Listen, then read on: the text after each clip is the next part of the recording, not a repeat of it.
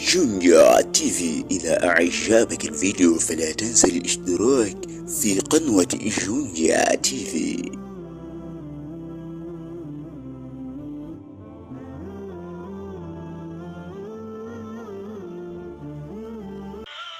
Abu Mansur al-Amerik ana msemo wake ambao ni msemo mzuri sana kiasi ambacho kama tutauzingatia vizuri mimi na wewe, inawezekana tukapata faida kubwa sana.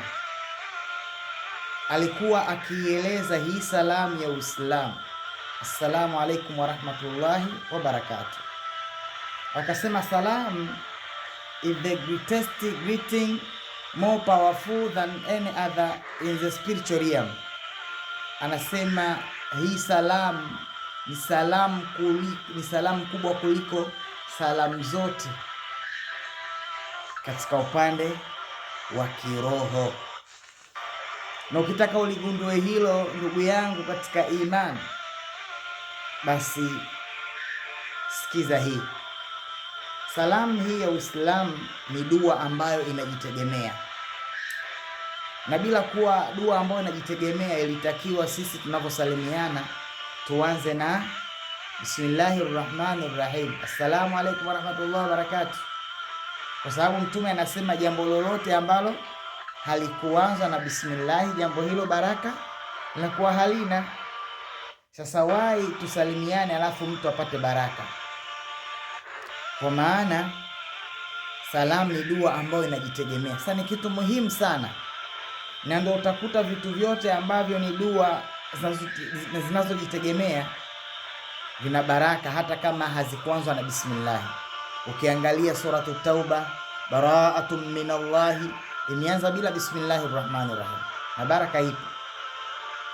Lakini kinyume chake salamu ilikuwa tuanze na bismillahir rahmanir rahim, assalamu alaykum wa rahmatullahi wa barakatuh. Ni kitu muhimu sana salamu katika ulimwengu wa kiroho, lakini salamu ni jina miongoni mwa majina ya Allah tabaraka wa taala. Kwa hiyo ni kitu ambacho kinakukurubisha na Allah tabaraka wa taala. Unajua, siku zote ili ufaulu katika mambo yako, basi uwe na mapenzi na Allah tabaraka wa taala, na unaposalimia unakuwa umelitaja jina la Allah, tayari ishara kwamba una mapenzi naye. Everyone is got a desire, but the right desire should be dedicated to Allah. Kila mtu ana matamanio, lakini matamanio sahihi ni yale ambayo yana mapenzi na Allah tabaraka wa taala. Kwa kuonesha umuhimu, nitaisoma hadithi dhaifu, lakini tuchukue ibara kwa sababu inafanya kazi katika fadhail a'mal. Hadithi ni mu'an'an katika mustalahul hadith. Warawaina fi kitab at-Tirmidhi an Amr ibn Shu'aib an abihi an jaddihi an an-nabiy sallallahu alayhi wasallam. Sema tumepokea maelezo katika kitabu cha al-Imam Tirmidhi kutoka kwa Shu'aib, kutoka kwa baba yake. Amesema Bwana Mtume, laisa minna man tashabbaha bighairina, si katika sisi wale ambao wamejifananisha na wengine wasiokuwa sisi.